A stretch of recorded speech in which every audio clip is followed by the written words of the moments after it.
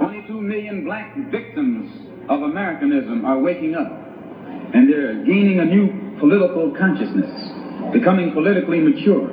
And as they develop this political maturity, they're able to see the recent trends in these political elections.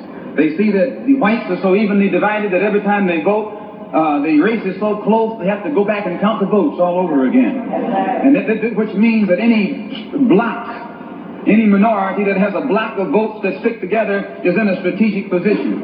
Either way you go, that's who gets it. You're in a position to determine who go to the White House and who stay in the doghouse. You're the one who has that power. You can keep Johnson in Washington, D.C., or you can send him back to his Texas cotton patch.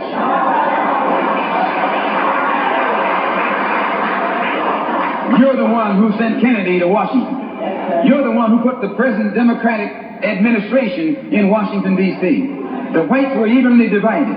It was the fact that you threw 80% of your votes behind the Democrats that put the Democrats in the White House. When you see this, you can see that the Negro vote is the key factor. And despite the fact that you are in a position to be the determining factor, what do you get out of it? The Democrats have been in Washington, D.C. only because of the Negro vote. They've been down there 4 years. And all other legislation they wanted to bring up, they brought it up and gotten it out of the way, and now they bring up you. And now they bring up you.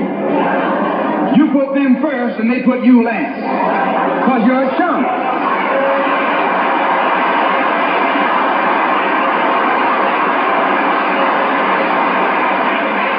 A political chump. In Washington, D.C., in the House of Representatives, there are 257 who are Democrats.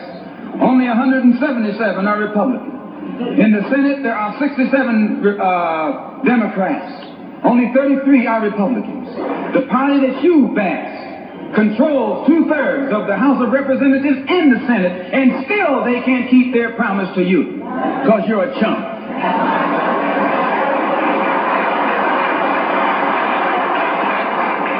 Anytime you throw your weight behind a political party that controls 2/3 of the government, and that party can't keep the promise that it made to you during election time, and you are dumb enough to walk around continuing to identify yourself with that party, you're not only a chump, but you're a traitor to your race.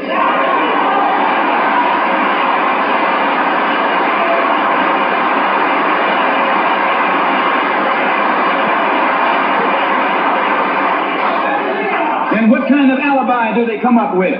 They try and pass the buck to the Dixiecrats. Now, back during the days when you were blind, deaf, and dumb, ignorant, politically immature, naturally you went along with that. But today, as your eyes come open and you develop political maturity, you're able to see and think for yourself. And you can see that a Dixiecrat is nothing but a Democrat in disguise. You look at the structure of the government that controls this country. It's controlled by 16 senatorial committees and 20 congressional committees. Of the 16 senatorial committees that run the government, 10 of them are in the hands of Southern segregationists. Of the 20 congressional committees that run the government, 12 of them are in the hands of Southern segregationists.